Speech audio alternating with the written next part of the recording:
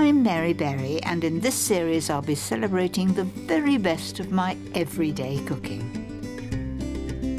Day-to-day cooking needn't be mundane. Even the simplest recipes can be a joy. I want to show you easy ways to transform dishes into something really special. From my favourite treats to indulge with, it's sheer heaven on a plate. To recipes that stir sweet memories. Welcome home, Mary. I'm here to stay. And some old and new ways to excite the family. Granny's lost her goat. In this programme, my extravagant ideas to give the everyday a special sparkle. I have finally succumbed to a blowtorch.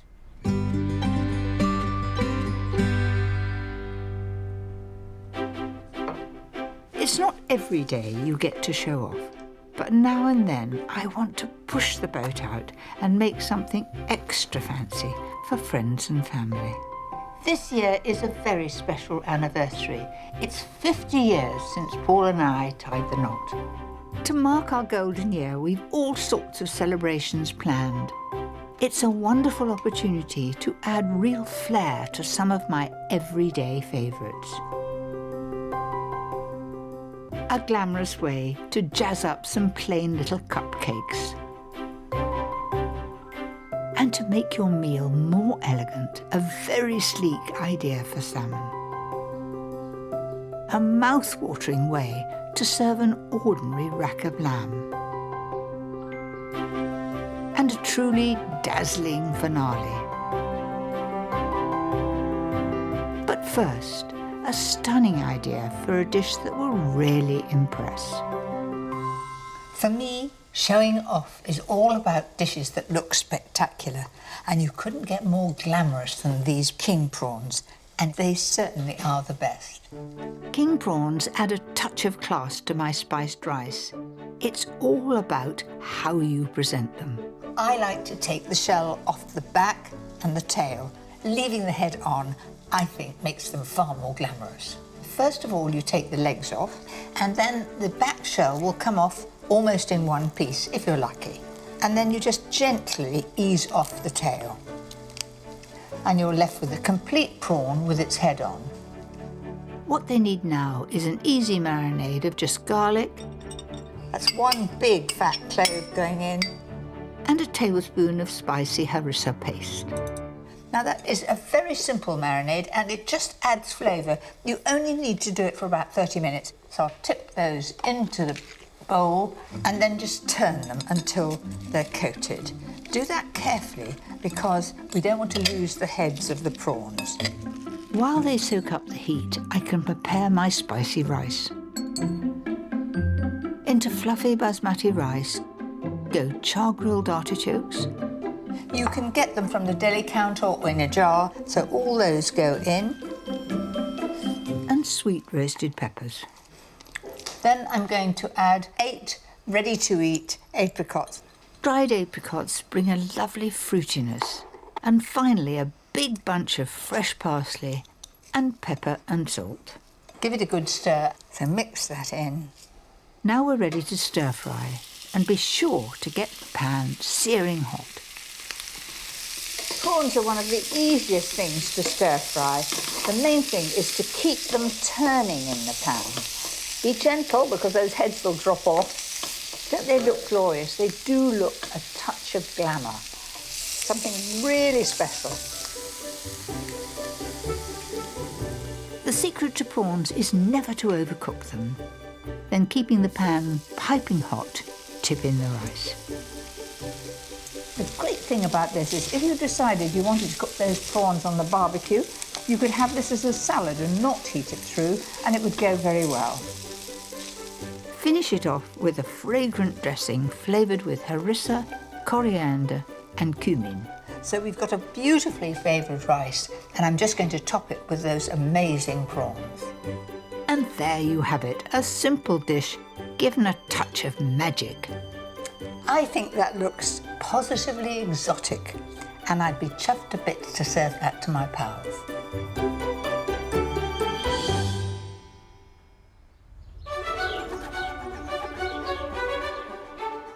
Paul and I met when I was working on magazines. We married in 1966 in Chalcombe Church, just down the road from my parents. How about a cup of tea? Oh, lovely. Thank you. These are lovely, aren't they? We haven't seen them for a wee while. I've forgotten they were here. You were very slim and elegant in those days, weren't Was you? I cheeky? Oh, gosh. And my dress, you know, was bought in a sale, £5 it was. Good value, wasn't it? Very nice, very nice. You look very smart. Yeah, very Bit good. more hair in those days. So, do you remember when I first proposed? I do remember the first proposal, and I think you were drunk. Well, I might have. I mean, it's a big step. You don't go into something like that without a bit of fortification, you know. I think you had too much, and I can remember telling you were drunk and thinking, I'm not having anything to do with this man. But you did come back. I did, yes. And then the second time you said something similar. And then the third time, I think I said, from memory, I can't go on like this. I said, I'm getting on in age. You know, sort of either it's yes or no. I can remember that too. I did say yes, didn't I? Yes, you did. Mm. I know it bucketed with rain after the reception, which was a blessing in disguise because nobody came out to doctor the car. I think there was a potato up the exhaust pipe, but that's about all. Well, it all seemed to be quite a palaver to you. Would you do it again? I think I would, yes, yes. Knowing now what I possibly didn't know then, because you're taking a risk, aren't you? Well, you thought you were, obviously. As you said, you weren't too sure. No, I wouldn't go back. I'm very happy. And it was for better, for worse, for richer, for poorer. Yeah. And we've had some wonderful times. Yes, we'll look after each other in our old age, I think. Well, we're lucky to have each other. But you've got to look after the older folk. You suddenly become as I very keep interested telling in the the older children. folk. I baked our wedding cake myself. I've always loved baking for special occasions. My next recipe is a divine idea to transform a simple cupcake. These are lemony cupcakes, which I've added some freeze-dried strawberries to. So it's all a bit of a surprise when you get inside. This is a nice, easy, all-in-one sponge. So 2 eggs, 100 grams of baking spread, You could use butter if you prefer, but it's got to be soft. 150 grams of caster sugar, and the same of self-raising flour. Then I'm going to grate some lemon in there, just the zest of an unwaxed lemon. And finally, 3 tablespoons of milk, and the ingredient that takes these out of the everyday. Freeze-dried strawberries, and you get a wonderful flavour of the strawberry, and it's lovely to come across. And then whisk together until pale and creamy. I've got a couple of tricks to make the perfect cupcake. If you stand them in a muffin tin or a bun tin, that means they'll keep us perfect shape. And I use an ice cream scoop. It's quite useful to do it this way when you're doing quite a lot, and it's a way of getting them all even. So there's the last one. So those go into the oven, 160 fan, for about 18 or 20 minutes. And now for the topping. It's an unconventional topping. It's a meringue. Whisk 2 egg whites in a spotlessly clean bowl until they look like clouds. Then slowly add 100 grams of caster sugar, still on full speed.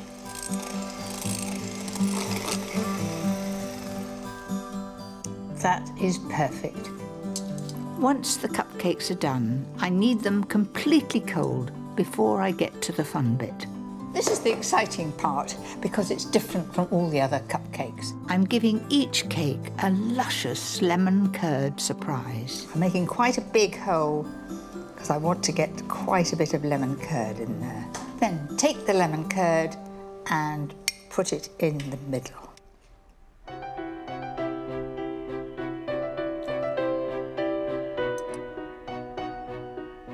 can imagine these are going to be really good. To top it off, my touch of flamboyance. It's as light as a feather, a bit like a lemon meringue pie. Now we come to the swirling. So just spread those quite carefully to the edge, and then you want the most wonderful sort of swirly top. And for the finishing touch, I have finally succumbed to a blowtorch. I've always had a grill up until now, but I have to admit that it's rather efficient.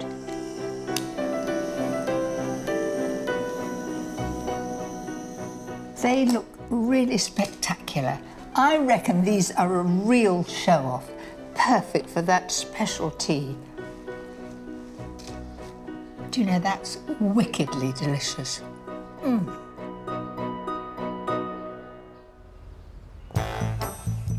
when it comes to getting showy, one of my oldest friends, Shirley, and I had great fun working as home economists back in the 60s.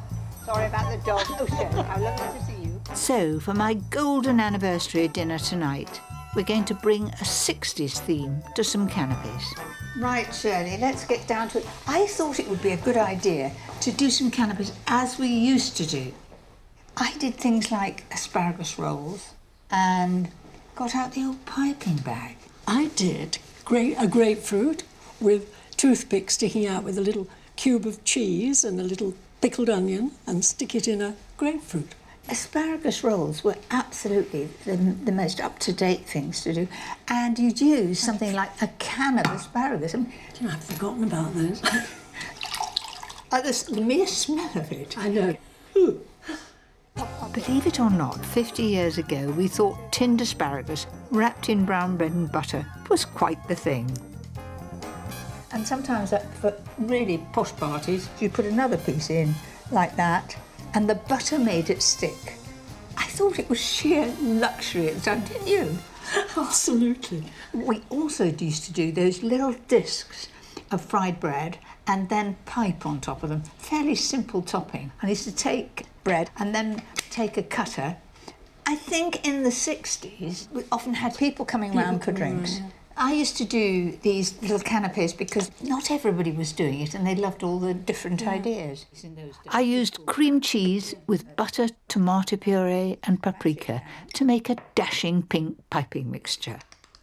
And Shirley had her own winning formula. We used to drain a can of sardines, put the sardines in with their skins and bones and everything, and some cream cheese and lemon juice and whiz it, and we'd have it on toast. Well, that was very avant-garde, very new. This isn't the first time Shirley's helped me to get ready for a big day. This really takes me back, Mary, you and I working together like this. I always think of you and I on the wedding morning decorated the cake. Do you remember that? I do. And I can remember I had picked up some of the greenery from the garden and I put it all the way around the cake, Absolutely. 2 layers. Yeah, Because weddings in those days were so different from weddings now, wasn't it? I think we had about 100 people in what was a bit like an army tent, and we had sandwiches and things like that for tea. At 5 o'clock, we were off on honeymoon to Shipton under Witchwood. 3 days in the rain, and my husband wanted to learn fishing. Just don't you think that's quite romantic? We've had some smashing holidays since, but that wasn't memorable. That's good.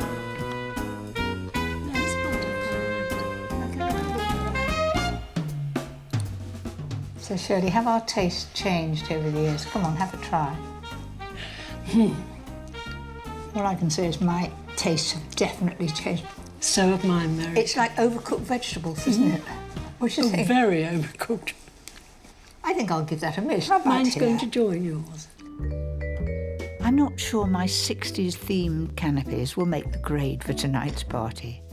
But for a grand celebration supper, I'm giving 2 of my old favourites a brand new feel.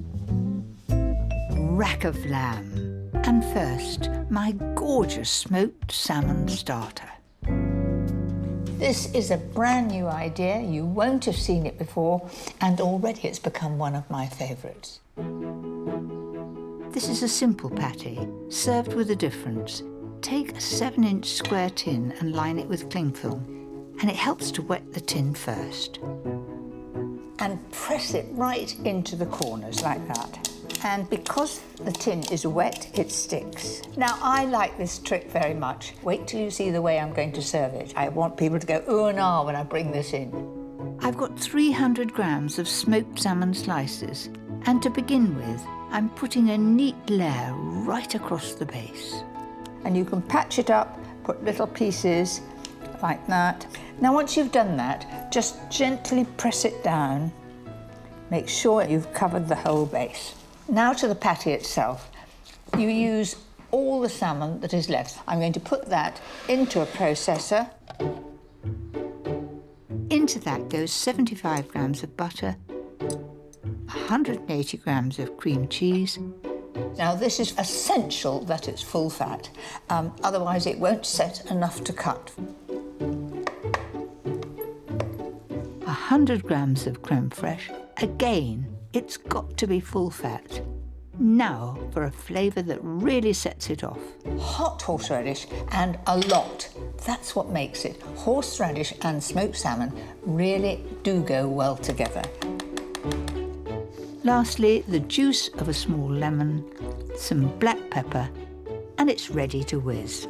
Now, I'm really going to keep an eye on that. I do not want it to be a smooth pink patty. I want to see little bits of that salmon in it.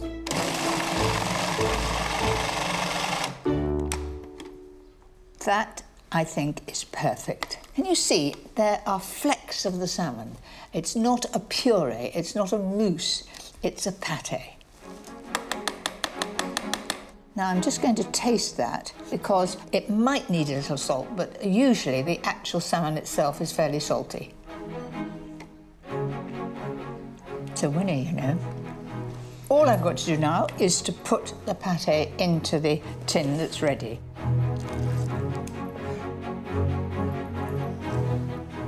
Now, to really show off, I'm going to put a layer of bright green chopped herbs on the top of that salmon pate.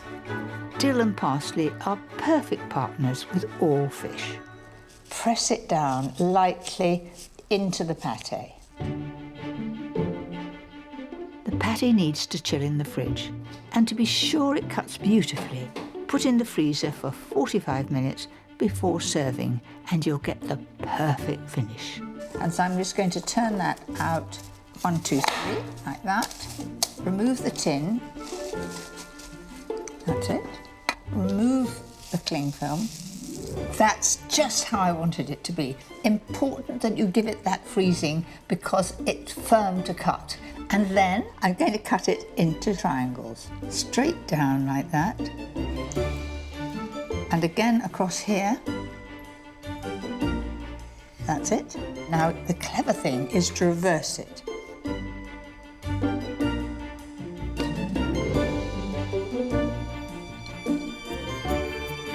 If that's not a bit of showing off, I don't know what is.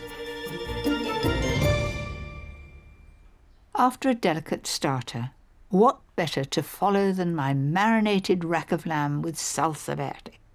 Lamb is one of my favourite meats. It's great for a special occasion. This is one of the luxury cuts, and I'll show you how to cook it to perfection every time. First, if your butcher hasn't already done so, remove the skin. It means I can render that fat down, fry it off so it's not too fatty. And then I like to score the fat to make sure it's really crisp. Now for the marinade. I'm using garlic, honey, and some lovely fresh lemon zest.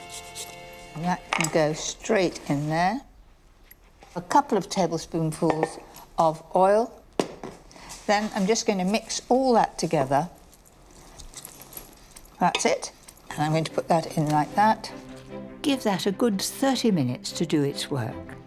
And then, as it's only in the oven for a short time, the secret is to seal the meat first. Now this is going to brown very quickly because of the honey. And then in it goes. Press them down. I'm just going to look and see how that's doing. That is perfect. I'm looking for a really beautiful golden brown, and I've got it. So put the meat towards the outside and the bones towards the middle. If you put the bones up in the oven, they'll just all burn. So tuck them underneath like that. I always season the meat before I cook it. And then into the oven, 200 fan, 20 minutes for pink, or 30 if you like it well done.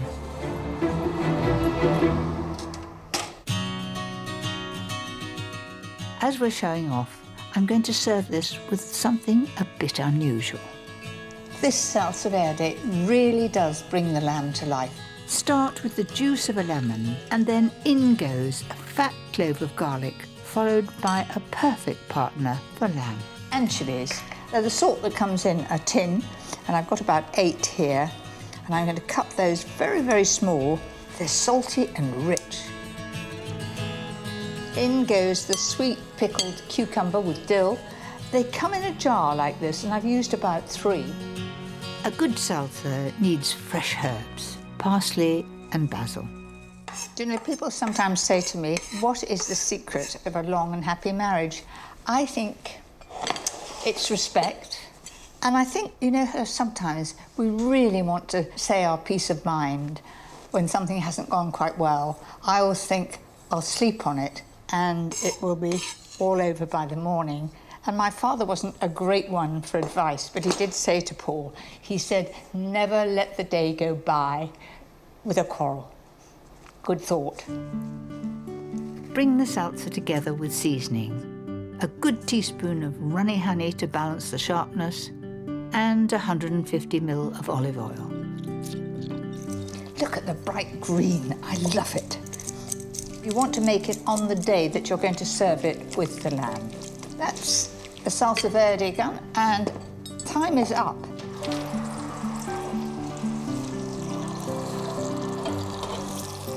Wow, how about that? Absolutely perfect. So tempting, that gorgeous golden brown colour.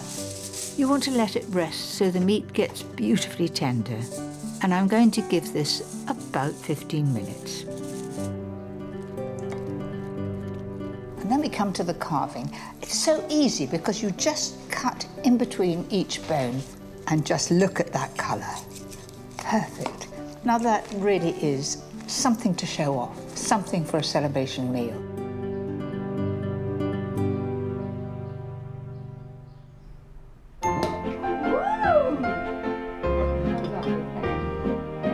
Cheers, Charlotte. Who's going to be brave enough to try one of these? And they're exactly as I made in the 1960s. The asparagus is so pale, straight out of a can. We wouldn't do that nowadays, would we? Oh, Barry, well done. And never a cross word, you can be assured of that. Our friends are gathering to share our golden wedding celebrations, and I've got the perfect idea to finish things off with a bang. This is an amazing chocolate cake. I've called it reflection cake because it has a shiny icing that you can almost see your face in. So to the cake itself, it's wonderfully chocolatey. I find that using cocoa gives the finest flavour. Start off with 50 grams of cocoa. Then I'm going to add boiling water to it, and that cooks the cocoa and gives a better flavour to the cake. So about 6 tablespoons of boiling water in with the cocoa till it's a paste. And we want a nice thick paste. It's an all-in-one sponge with 3 eggs, 250 grams of caster sugar, and 175 of self-raising flour. Then a teaspoon of baking powder and 100 grams of baking spread. And you put it in all in one go. All whisked together until light and creamy.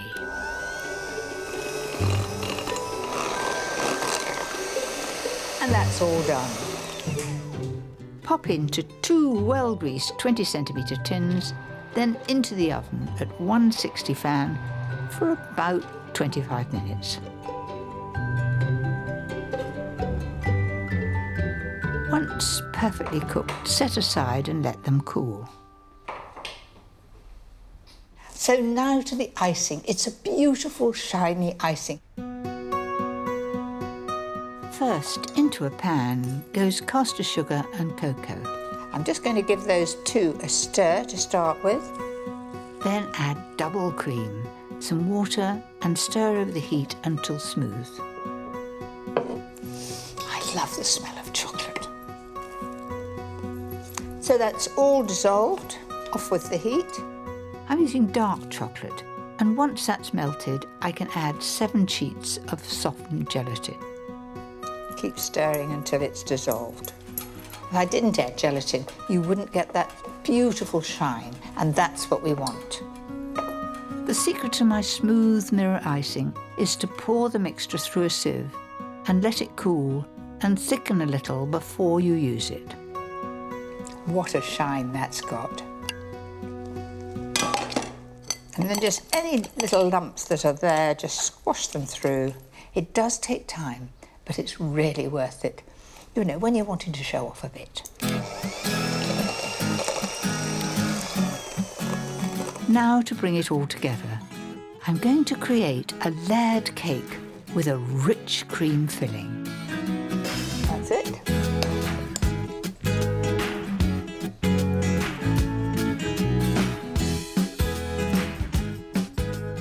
Doesn't that look amazing? You can imagine how wonderful it's going to be to eat. The cake becomes extra moist from the cream, and when you cut it, you get 1, 2, 3 layers, and it's pretty good. You don't get better than that.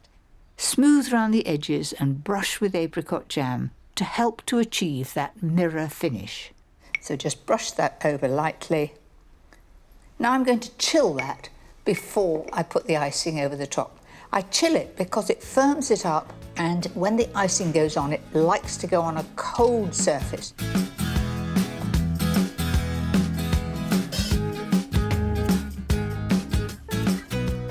And now for the grand finale. We're on the homeward stretch, so I'm going to pour that over. Here goes. It's perfect, isn't it? Then just encourage it to go down the sides here. Drop it round. Now I'm going to take my palette knife, so I'm just going to see if I can get that absolutely smooth across the top. Now that's got to just set for a little while. A wing and a prayer, just lift it up like that, put it on. Up as centre as you can get, you've only got one chance. How about that then? My chocolate reflection cake. I might say I'm really proud of that. It took an awful lot of effort, but I think it's sheer perfection for that special occasion. Wow! Feels like firework day. How about that then? This should be the best chocolate cake you've ever tasted. Shall we just see? I'd just like to drink to Mary and many more years of happy life. Yes. There you go.